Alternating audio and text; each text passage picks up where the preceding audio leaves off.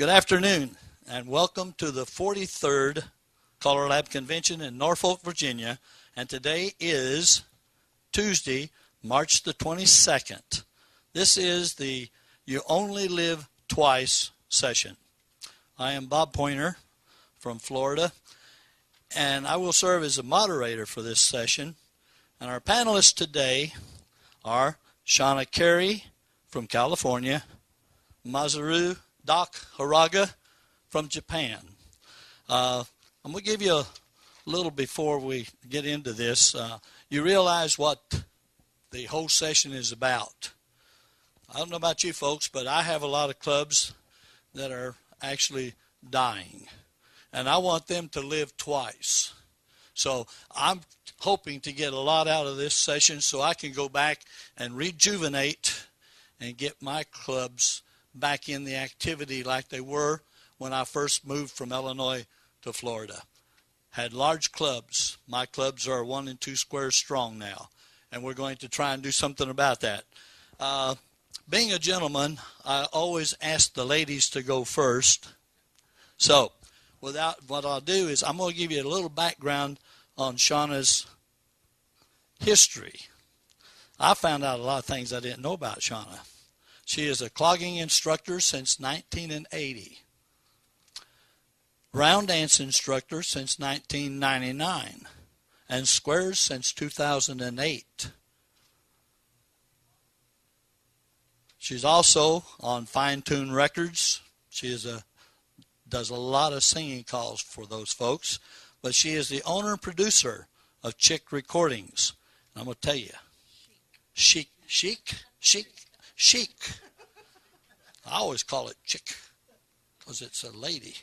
And yep. That's kind of why I picked it. Chic. So it's chic. Chic. S-H-E-E-T. Chic. Boy, this is going to be a good one. I'll tell you that. Chic. So it's almost like cheek. It's almost like cheek, but with an H, huh? Chic. Okay. Anyway, she's chairman of the Ways and Means Committee, which they did a super job yesterday, making a lot of money for us. She's from Redlands, California. So let's give a hand for Shauna. You're on, sweetie. All right. Yes, it's Chic Recordings. Chic is French for stylish. They say très chic, and it's very stylish. The elegance. But I also picked it because people might say chick and they'd think of me. So you did exactly what I planned. And that's the way I look at it. All right. How many of you were in Springfield? Did any? CALLERLAB last year in Missouri. Were any of you in the reboot session? All right. So this will be a little bit of a repeat because my flyer lives twice. I rebooted the flyer and anyway, because it's good information. And I kind of like this you only live twice thing with the whole James Bond theme. And Doc over here sent his flyers first, and he had lyrics from one of the James Bond songs, so I went to search for more lyrics. And I found this one that I thought might work. This dream is for you, so pay the price. Make one dream come true, you only live twice. It's not going to happen if we don't pay the price. We have to do some work to make it happen. So what does it mean to revitalize? It's a verb. We have to do something. It's an action word. Give new life to, give new vitality or vigor. We have to do something. And the first thing I'm going to tell you, and I said this in Springfield too, if you think there is a magic answer that's just going to work everywhere, you're in the wrong place. Because people are different, places are different, regions are different. There isn't one answer that's going to fix everything. If there was, don't you think we'd have found it by now? I think we've been looking. So the trick is find all the different things you can try. Do something. If that doesn't work, then do something else. But you've got to do something. All right, so here's some things you can do. They gave us the challenge to revitalize a club, a caller, dance leaders, and dancers. So the front side of this sheet is about for clubs, dance leaders, and dancers. The best way to revitalize a club or dancers is what? New dancers. Well, wouldn't that be nice? So how do you get them? your current dancers is your best resource because they know what it is. They know why they love it. They have friends. They talk to their friends, hopefully, about what they're doing. But the more they talk it up with their friends, and not just that, you've got to invite them. If you don't invite them, they're not going to come. If I go and talk to my friends about this really cool thing I'm doing, they're not going to say, can I come? That's kind of rude to just impose yourself into somewhere. Invite them. And 2 years ago in Springfield, in the Women in Calling session, Deborah talked about something that Leah Veronica out in California had done, and she had provided a session in Reno. So if you go back to those MP3s, you can find that session. But they had huge success, but it was work for somebody who was willing to do it. They made printed invitations and made themes and things, and Leah even, I listened to the session, she had a party for the club at her house. She did not tell them this is a recruiting party because she said if I had, they wouldn't have come. So at the party, they came over for the pool, the dinner, they played, and then she sprung it on them. I have these printed invitations. Each one of the club members got 2 invitations. Give these to 2 of your friends. You don't have to do any work except give them to your friends, and it says, we're going dancing on such and such night. We will pick you up at such and such time. And it really didn't give them a huge out. It's this night, it's this time, we'll pick you up, let's go. They had huge success, but they had to repeat that over and over. So use your current dancers, but you've got to, if Deborah comes in, she was in there. Deborah, I'm talking to them about Leah and her. So later on, if we have time, you might want to give more of the specifics about how I told them she sprung it on them at a party in her backyard because I listened to that session. Anyway, your current dancers are your best place to get new dancers. Other places you can advertise, social media. Everybody's out on the internet. If you're on Facebook and you're not friends with me, find me. But I'm posting about square dancing. I'm posting about music. I'm posting about my grandkids, you know. But people know that I square dance, and I get people asking me about it. And I always tell them where you can go. And I get people who ask. In fact, I've got a friend who has never danced before, and she's going to classes with me this year, first time. So if you don't talk about it, they're not going to know. They're not mind readers. Some clubs have had success with meetup groups. One of my classes a couple of years ago was a pretty big class, and it's because somebody from a church group had come, had a great time, and they went back to their church group, and the next week I had 10 from that church group. So bowling leagues, I had another one, 4 couples from the same bowling league. Now they're doing multiple things together, but it's a social activity. It's the social glue that keeps them there. Demos, flash mobs, all the things you can do. When you're out doing demos, I personally think you have to be careful about the image that you present. I've seen some of Deborah's flash mobs. I love them. They're doing great music. They're doing fun figures, and they're not all dressed in the traditional, because that sometimes can be off-putting to people. When they get there, they're going to see it, and they might go, that's cool. But if they see it right off the bat and it's off-putting to them, then, and there are others who argue, that's an advertisement if you're wearing it. So it just depends. All right, second thing, new leaders. Sometimes you, and that's kind of difficult if you've got somebody who wants to hold on to their position, but you have to, if it's not working, it might require a change. And I work with a club that just had to make a change. And it's difficult sometimes, but then it breathes new life. Your new dancers, they come through class. Don't immediately throw them into, you graduated, you want to be treasurer? You know, that's not the right thing to do. But you can bring them into the club activities and keep them excited and get their ideas. Sometimes it might require a new caller, and that's a tough thing to do, especially if you are their caller. But it's not a bad thing. In fact, last time I talked about this, Buddy Weaver stated that he says, every year I quit. And I go to the club and say, you know, this is your opportunity. If you think you need something new, don't feel like you are stuck with me. And so far, they've been hiring him back. But it's not a bad thing every year to say, just check, are we still working? The club I've been teaching for now for the last 3 years, we kind of had that kind of conversation this last year because they've been pushing me to go through plus and we've not been successful, and I pushed back and I finally said, look, Bill, one of two things needs to happen. Either we need to change what we're trying to accomplish in our 9 months, or you need a new teacher, because in 3 years I've proven I can't get them there and make them competent. Maybe some other teacher can, but it's not me. And they finally said, you know what, we like the way you teach. We'll just go to mainstream this year. And I felt like I won. You know? Yep.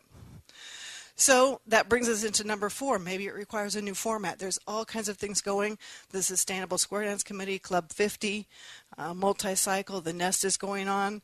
Embracing mainstream. I tried to get my club to go with Club 50. I had some on board, but then they had a club meeting, and that old regime is just not afraid to change. And mainstream, to them, was the compromise. To me, it was still a big win. So even if that's what Club 50 does for you, get them to pull back from plus just a little bit. And I love the idea of letting the plus clubs, and that's what I've tried to talk to the ones that I know. If you really want to be a plus club, don't try to teach beginners. There are a lot of people coming out of these classes that they're pushing them through. If you are just taking the dancers who are already dancing and teaching plus, you can really be a plus club. But don't be teaching the beginners. You can't do all of it, especially all on the same night.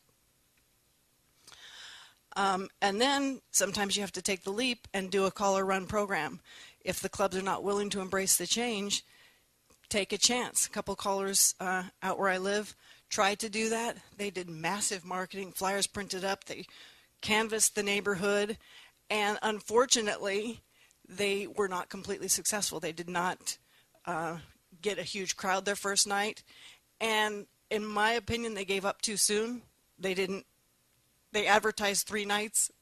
They just called it on that first night because they didn't get enough. But they also made a big point to say, we don't want angels. So the current square dance base was told, don't come.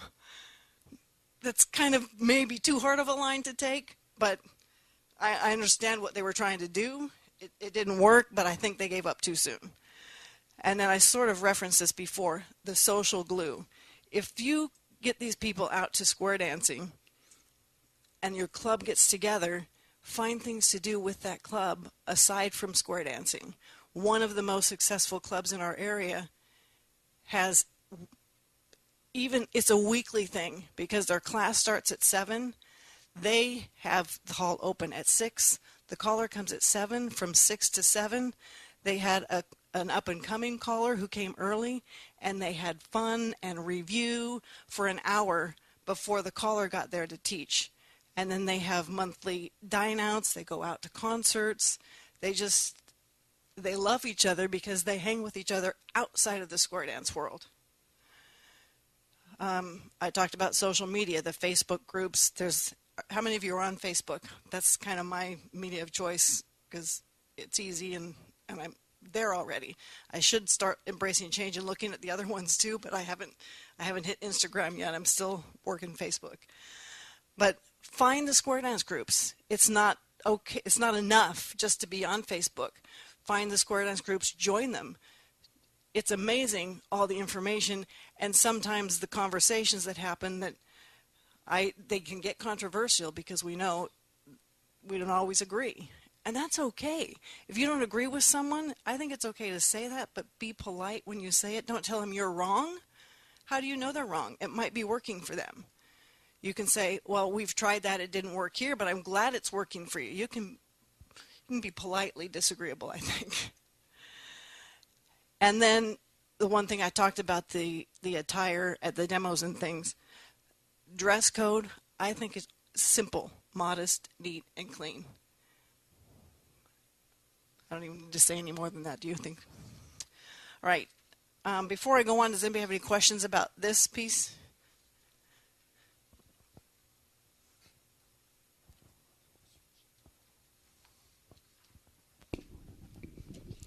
Be sure to tell us who you are. Ed McAtee from the Washington, D.C. area. What is in number 4, the Nest? I'm not familiar with that at all. Claudia, do you do it in your area? Okay. Dale Bennett, a dancer, designed the nest, and what it is, it's a square dance program broken down into 1 couple, 2 couple, and 4 couple moves. And it's taught in stations. So a new person comes, they go to the 1 couple moves, and a narrator is there who reads a script. And when they come to a new move, like circle left, they stop, they explain it or demo, and then the people do it. And then they go to the next station for the 2 couple moves. It makes up 75% of your program. The mainstream program is 75% of it is 2 couple moves. So they work through the stations until they've got all the 2 couple moves done, 1 and 2. And then they go to the main hall, and the caller teaches them the 4 couple moves. Now they're dancing in squares. So we're doing it with a club. Oh, and what that allows is multiple entry points. So people can join any week they want, and they, if they have to be away for vacation or medical reasons, no problem. When they come back, they pick up where they left off. Also, if somebody is a slow learner, they can take their time going through the stations. Someone who is younger usually learns quicker. They can go through a lot faster. So we do this at our club in Calgary. And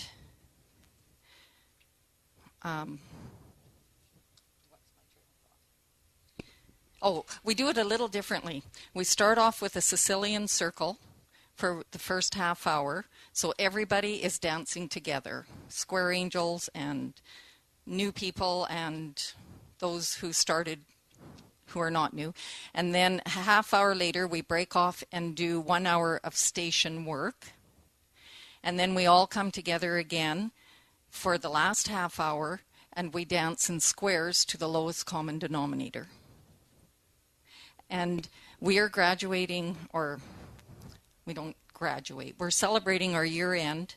12 people have completed the program this year.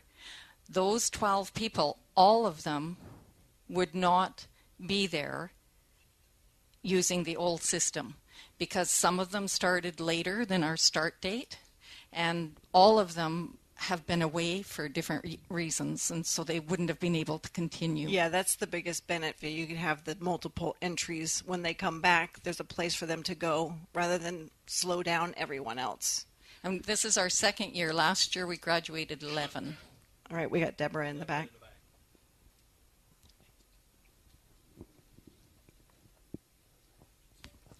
Deborah Carroll Jones, Arlington, Texas. If you know Bear Miller, or you know Peggy Pingle, they are working together along with a couple of other callers, and they are doing an extremely successful version of the nest in Denver, Colorado. So that's another source that you can talk to about how they put that together.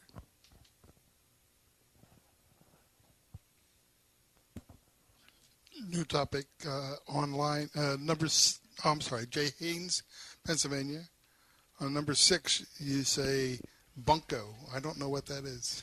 Bunco is a dice game, and lots of people have bunco parties, and it's really, I've been to one, and it's easy to learn, and it's really not about winning or losing. In fact, there are prizes for the losers as well as the winners, but each different game lasts 5 or 10 minutes, and then it mixes up, and you go play with a new person. So there's like 6 or 7 tables, depending on how many people are there, but everyone interacts with everyone, and it's just fun, loud, fun. You can probably find the instructions online very easily, but it's a dice game. Yep. All right, I'm going to go through this second half so we can get Doc his turn. And I'm going to do this quickly. We'll come back to it if we need to. And you'll find a theme on this. And I put this together before I was entering any music producing. So this is not an advertisement for me. It's not. All right, ideas for callers. 1 right off the bat, new music. if you're using the music from 20 years ago, I honestly have heard people brag about the fact that they haven't bought a record in 20 years. I haven't bought new music for 20 years. And that's a bragging point for them. And I'm like, I feel so sorry for your dancers. Truly. Tap into the power of music. I don't know about you, but I think music is one of the most powerful things in the world. If it wasn't, the movies wouldn't use it the way they do. Commercials wouldn't use it the way they do. I mean, there are commercials out there that happened years ago, but if I hear it, I'm going to hear the end of it. And I bet you would too. Plop, plop, fizz, fizz. Right?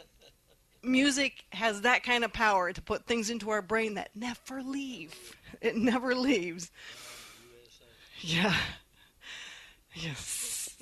See the USA in your Chevrolet. Yes. See? All right. So, and then second, a new delivery. Sometimes if you get a new piece of music, it may require a new delivery, a different cadence, less of that chicken in a bread pan picking out dough kind of phrases. Then I say new music again. Support the producers who are investing. They're putting themselves out there, and there's a lot of great music coming out. New skills. I think no matter how long you've been calling, you can always be a student. Keep learning. Attend the caller schools. Find a mentor who can and will give you constructive feedback. And I say can and will because I'm married to a caller. In my opinion, he's a great teacher too, and he's a great mentor, and he's developed new callers along the way. I know way back in the, well, just a couple of years ago, just not way back, just a couple of years ago, you know, he worked with Deborah, and I've seen some of the callers he worked with, and he learned from Skip Stanley, who also worked with Deborah. He's a great mentor for everyone but me, because it doesn't matter what I do, that was perfect. Well, that is not possible. I'm not Mary Poppins, practically perfect in every way. And so I have found other people who will give me that feedback I need, and it's just powerful. Don't be afraid to hear the critique, because that's how you're going to grow. Network. Get out there and network. You're here, you're attending CALLERLAB, you're networking. Get out and dance. Go visit your local dances if you're not calling. Go to the weekend festivals. I'll go out to the one that's an hour away, even if it's only for a couple of hours, because I get to talk to the dancers. I get to meet the other callers. It's revitalizing for me. When we're talking about music, there's other places for music. Amazon, iTunes. Listen to the radio. I have dancers who bring me music ideas. I've gotten some of my best patter records recently from dancers who said, listen to this. Oh my gosh, that's awesome. Listen to music when you're out shopping or on commercials. The commercials play music. It's like, that's a catchy tune. No wonder they're using it, but it could be a square dance called too. Go look for it. It's out there. Social media, like I said before, there's Facebook groups for square dancing. There's also for callers. There's groups for new callers. There's groups for music. There's groups for some of those more divisive topics, but it's a place to talk about them and get through it. And while you're out there, join the social media groups that are discussing music. Are you a member of your local caller organization? You should be. And if you don't, there is not one right where I live, and I'm thinking maybe we used to have one. It might be time to revitalize that again too. And then once you join, attend the meetings, share the information there. Caller training, I said that before as a teacher or as a learner, go out and help other callers. Everybody knows something, and you'd be surprised what you have to share. Share what you know, offer assistance to the new guys. The best way to learn is to teach. It's really true. And then the last thing, I put music again because in my opinion, and that's just what it is, there is nothing more powerful than music to affect the way we feel. It really does. So new or old, use your music wisely because it is your most powerful tool. Thank you, Shauna. Okay. Our next panelist Let me give you a little background on Doc that some of you may not know. He started square dancing in 1959, before some may even have been born, at a university club. He started calling the old-time square dance in 1961. I started in 63. For 18 years, he was busy as an engineer at a company. And Doc is a very smart and intelligent young man. Young man. He restarted dancing and calling in 1993 in the Gunma area of Japan. And he founded 8 clubs. Now this is something I didn't know. He raised callers, 4 callers to be exact, including his wife, Keiko. He's been a member of CALLERLAB since 2004, has attended every year since. This is his 11th time. And he basic, mainstream, new dancers every year motto, and teaches and calls up through C2. How about a nice hand for Doc Hiraga? Thank you, Bob. My background is a little different from yours. I think that I got I was so busy that when I stayed in Dallas, Texas, in that golden age of the square dance, I didn't dance. What a shame. Yeah, but still, I came back in 92 or 3, so I restarted calling, and I'm here now. And 80% of my time is used to teach the basic, okay? And basic is very important for me. Okay, I hope this...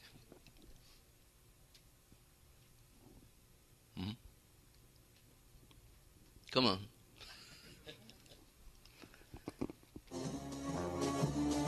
Okay, here we go.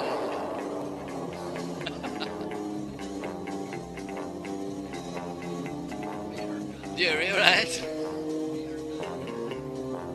This movie was taken in Japan, and there's some coincidence. Yeah.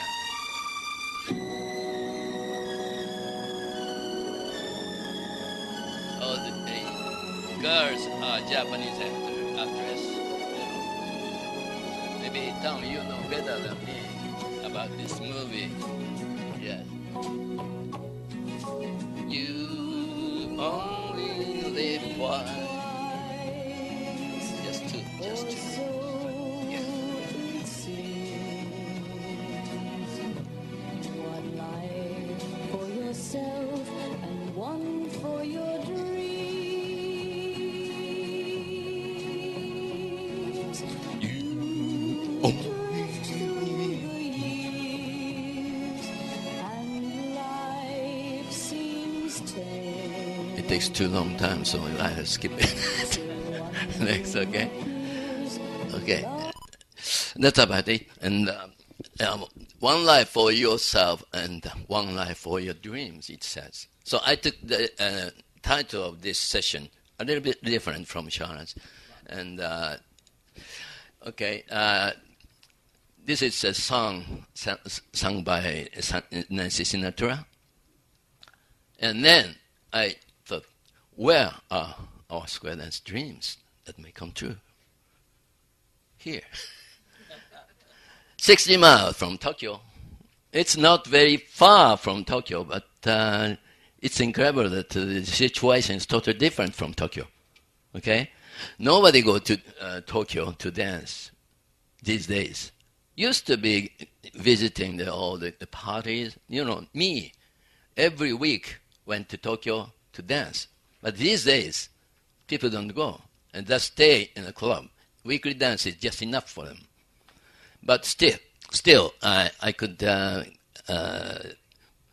start a new club, so, there are several places to go. My dreams it was so small. When I started the dance 4 years ago, that was nil. Okay, that's a SD empty area. And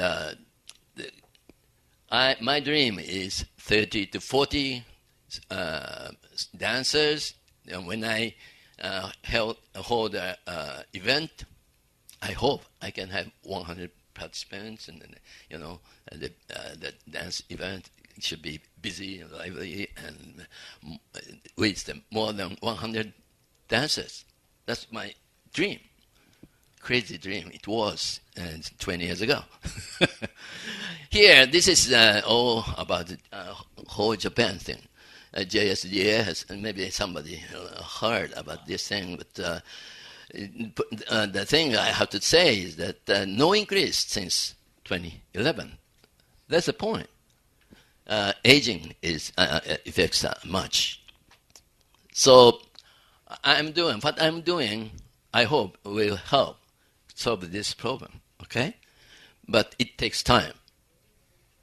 Look at this, Kanto area, which is the number 3 branch of the JSDA, has 7,627 members in 257 clubs, okay? But in total, the club number of the club is 434, I think, and total membership is 14,386. This is 1 year ago, okay? And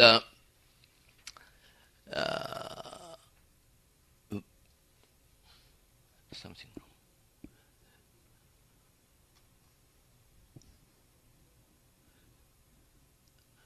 Okay. Then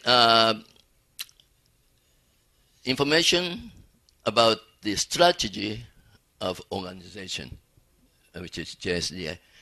3 years plan. We club callers and the club leaders were asked to put a big effort to increase 1 member net plus 1 member a club every year, and 3 years it will make 1,600. It will make finally 16,000 membership in 2020 or 2019, maybe. My math is not good. Well, and then number 2, this is more important than that is. For better recruiting environment, let 100,000 people experience square dance. How to do? That's what we are studying. And in my case, far from Tokyo, but 90% of the almost 8,000 dancers are in this area, not here. This is my place, okay? My place, currently, my area, 110 in 8 clubs. So 1 more club, now I'm starting in city of Tatebayashi. It's funny name of city. I don't know you know. But how come Tatebayashi? Reason 1, it's empty area. Sweden says empty area. Reason 2, that's what I'm talking about at this time. To spread the square dance activity in our area, a unique approach to the empty area was taken. Review our past club setting up and pinpointing the area where we can do something different from the past club setting up and recruiting new friends, new way. And my end result, the target of my end result, it's all ages, okay, cover all the ages.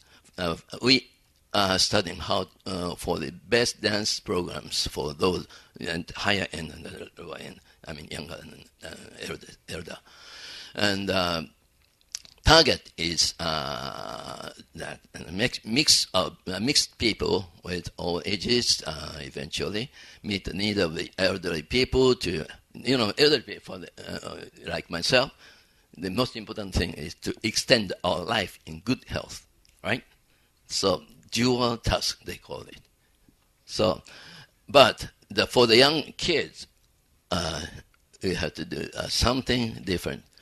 Here, these are the area which I made clubs, and I live at center. We go out and pinpointing the 8 situation. 8 clubs started in the past, so we can send angel and callers to a new area. Our square dance dreams are coming true. Is that correct? Definitely, yes, I've said. Very optimistic, even though it will take time. And here's good news. From 2012, new policy of physical education for junior high changed. The Japanese Ministry of Education says teaching dance, any form of dance for the first and second graders is now a must. It's a mandatory. And especially the male sports teachers got a problem. They had no way to teach dancing. I thought there would be a need in the junior high school, so I investigated several cities.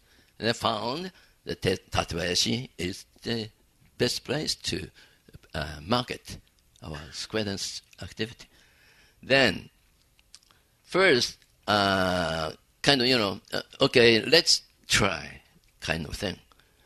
And teaching square dance at 3 junior highs in the city since 4 years ago, like this. I think you can see that they are joining hands. And the lesson is given 5 times for the first graders, and second graders also 5 hours. So before they graduate, they learn 10 hours square dancing. And I'm talking about compulsory education to students, right? Not like our recruiting, okay? Our club recruit new dancers, but those new dancers or newcomers had at least have a desire to do something, right? But in the case of compulsory education students, I would say 30%, oh no. Yeah, for the first time, they don't show any interest. That doesn't surprise me. But maybe 50% of the students would think, what is that square dance? I've never heard that. Let's try a type of thing. And that's the beginning. But still, it looks like they are enjoying. Okay? And look at that that couple. Handing couple hand hold. Not only that, but they're doing this, And PE teachers, I didn't know that before I started in gym class this year. But apparently, the teachers had another hour before I started teaching. That is how to make a square set, how to hold a partner, the hand hold, and how do we dance square dance. There is a collar, you are a dancer, that type of thing is taught before we went there. And in 2012, when I started, it was not like that. I started from 0 And it took 40 minutes to let them make a square set. Even though I tried to make a square set, 10 of them in a gym. They said, see? Very shy. They don't take hands of the gender. But still, they really, in mind, they really wanted. And, after the teacher realized that problem, and they give a lesson before I go, this happened. When I went to the gym, they come in, and good morning, and and bend the line, or something like that. They remembered the hour before they got. So they are at least trying to learn. So I thought it was going good. And look at this. For the first grader, in 5 hours, only 0, 2, 6, 0 is a square set. That was done by a teacher, right? And the circulator, and something like that was done by myself and the other colors. And here, some more. This is a square movement. This is circle movement. And on the second grade, maybe in Baksanat and stars, and then you turn back. Here's a square movement, right? So, not much, just 18 call, including the very easy one. And knowing that the student knows how to make a good square, this was too easy, I found. So I added some more, like Pastor Wirandi.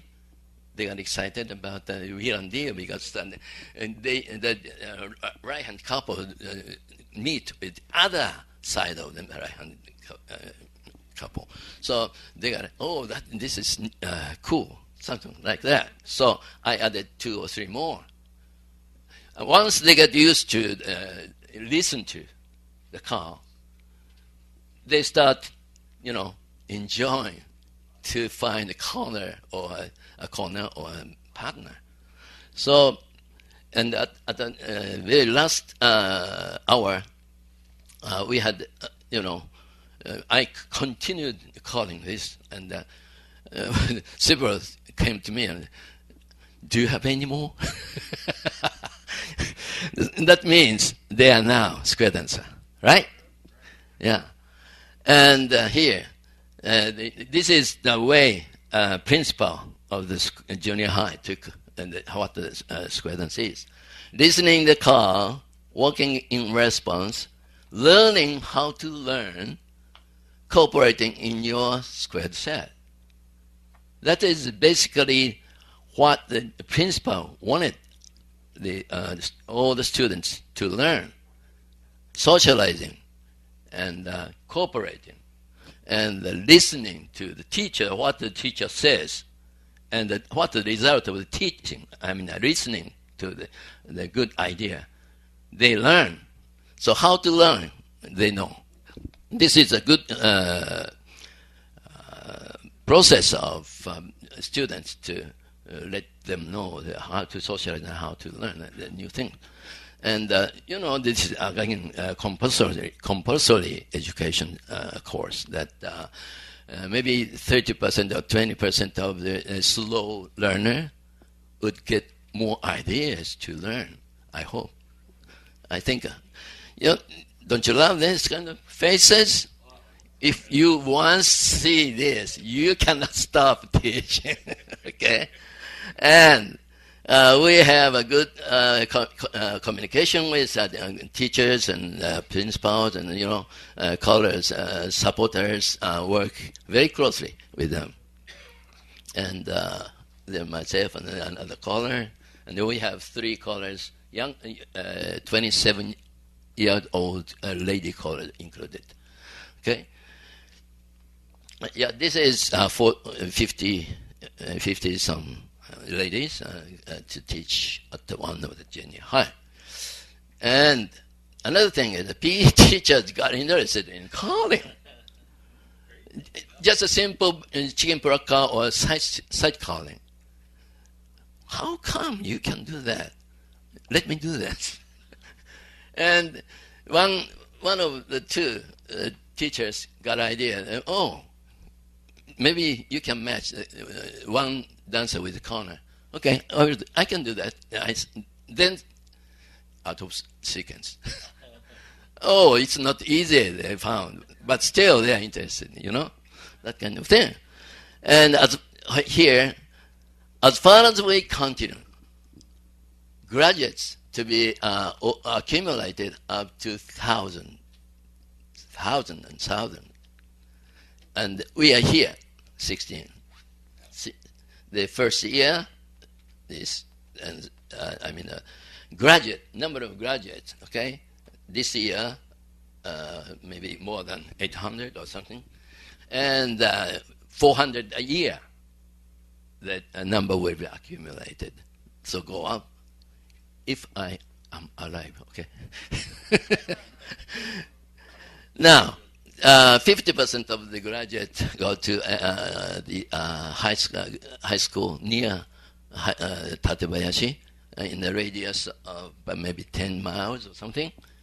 So it's the red spot are high school, okay? So we pick one or two and ask the teachers to utilize this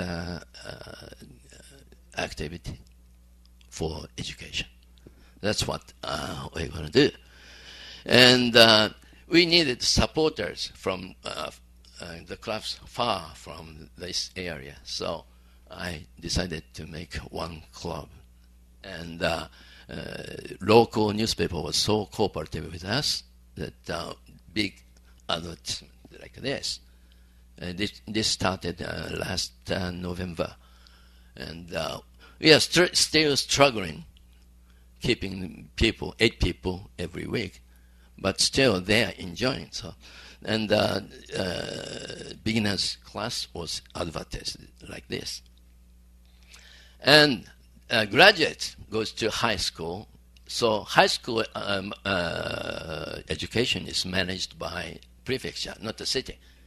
So we went to meet with the education section manager of Gunma Prefecture.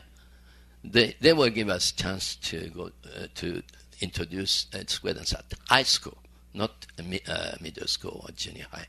Okay, and I always say the people be positive. We are planning to meet principal of the 3 junior high schools which we are now teaching at. We will talk about an opportunity for the first square dance gathering in the city level, okay, city, and expected attendees out of the you remember the graph, and maybe about 400 first graders and the current student, and plus graduates, close to 900. Maybe 100 more if we start teaching at high school. So in 1 year or 2, we will promote having joint dance, okay?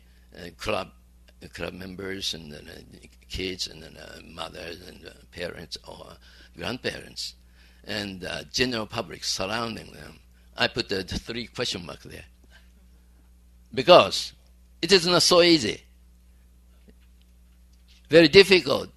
Even though we have so many students who have experienced the dances, they don't tell them to parents. It's not. It's that's very very common. That communication between parents and the grandparents are not very easy these days because they work.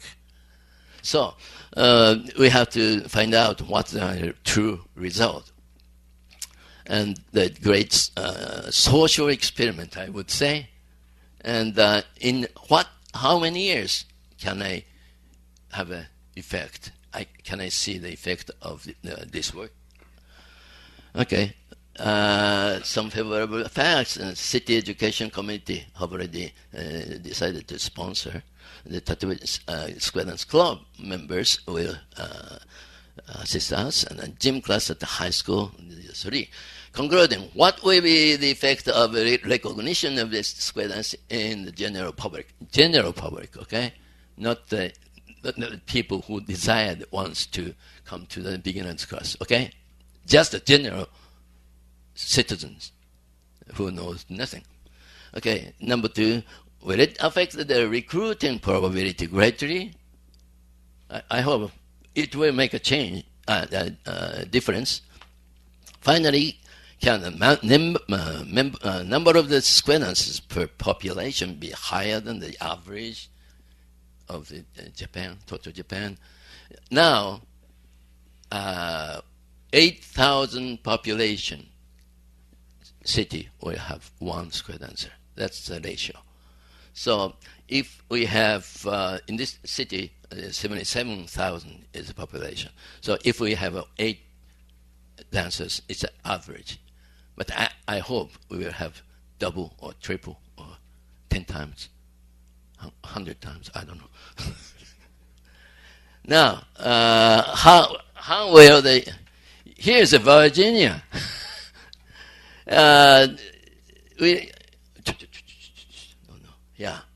How will the Tapdeba City's Square Dance Jamboree compare with the Pennsylvania? I mean, Pennsylvania Farm Show in 20XX. And I would like to see, again, the internet thing.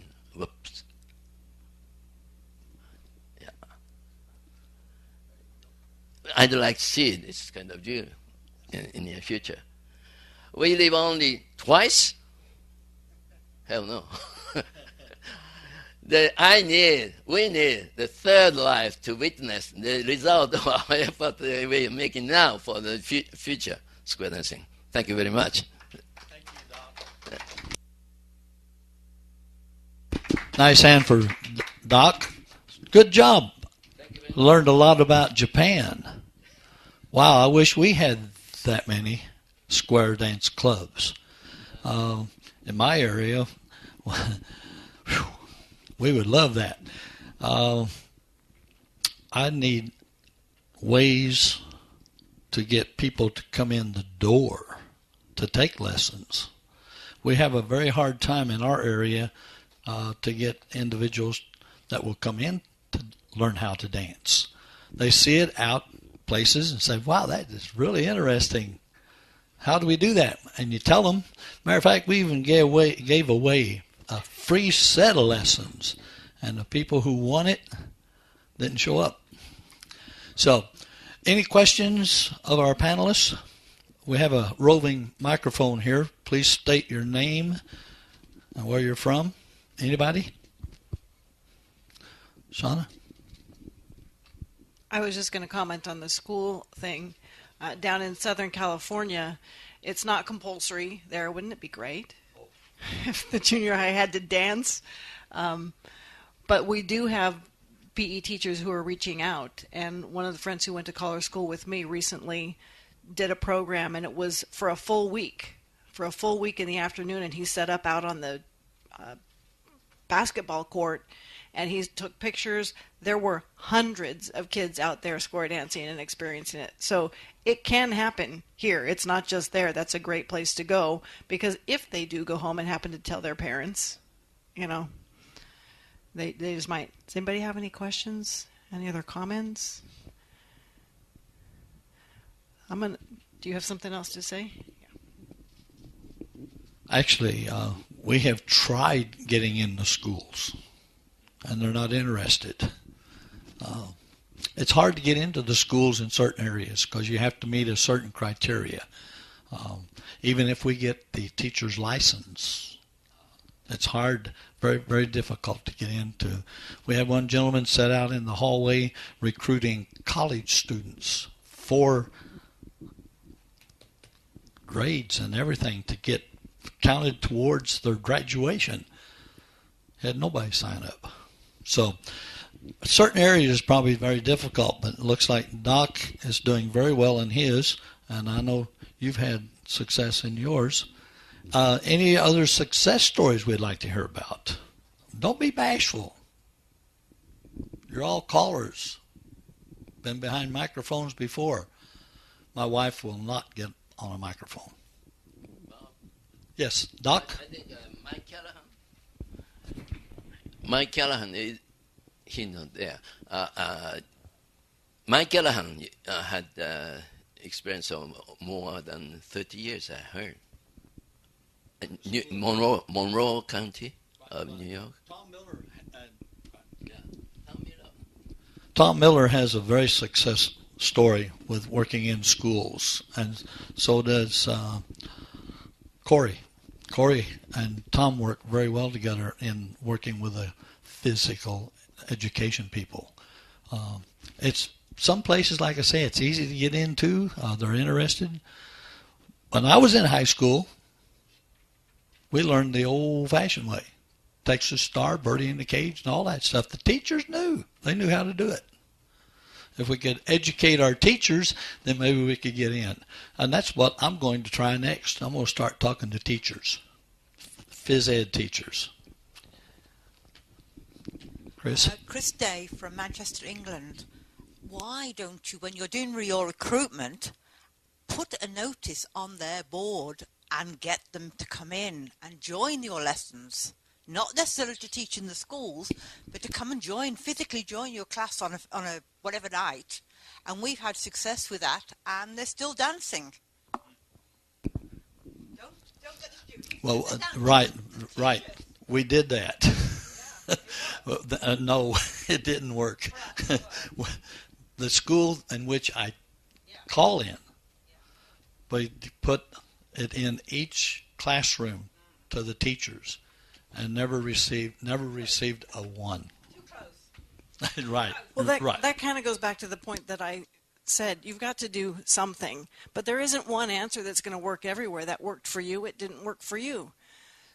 I think if we go back to the very first point, your best resource to get new dancers in is your current dancers. Nobody loves this activity more than the ones who are already enjoying it. So make it possible for them. Make it easier for them to invite their friends. It doesn't take a ton of creativity to just throw together a little flyer invitation and hand them out at class. We did that at my club. Take this.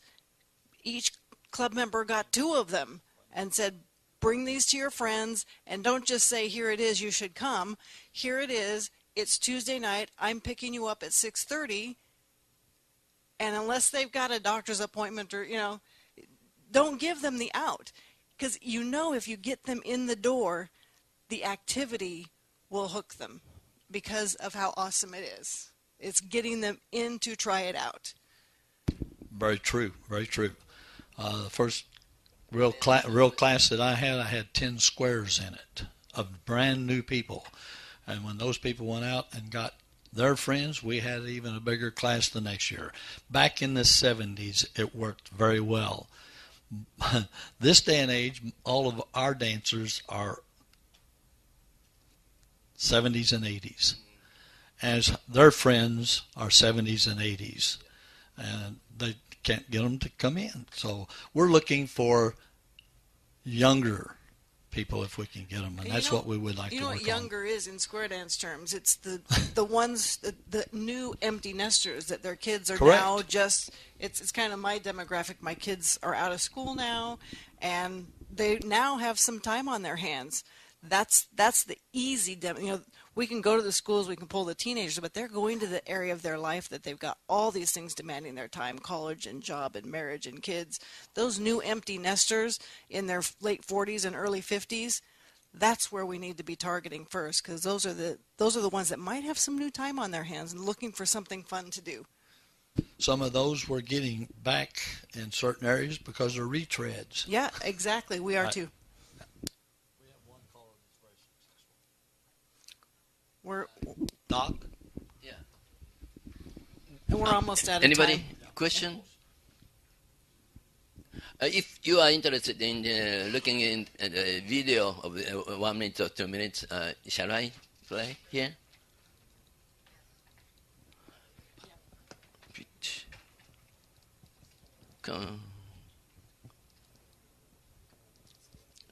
Yeah, we're actually out of time, but if you during the break, but Doc, if you want to stick around, more than welcome to go through it. He has some very interesting stuff. No.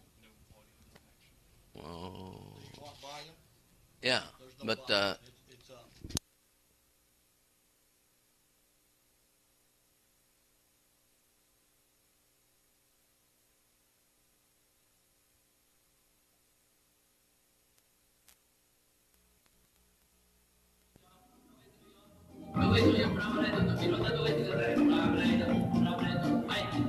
I use a chanting hash. Singing is a little different. We need more to teach. So I decided to make a choice of chanting pata. That is what I'm doing. And I like riverboat music.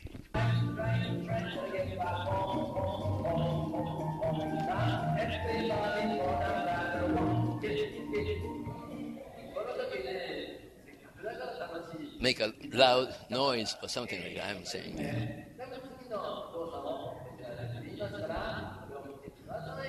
Do you think everybody having a partner hand hold?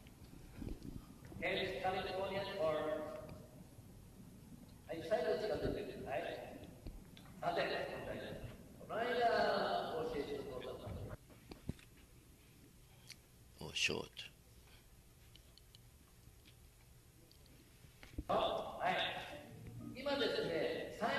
This is the teaching process, and then this is the second graders. And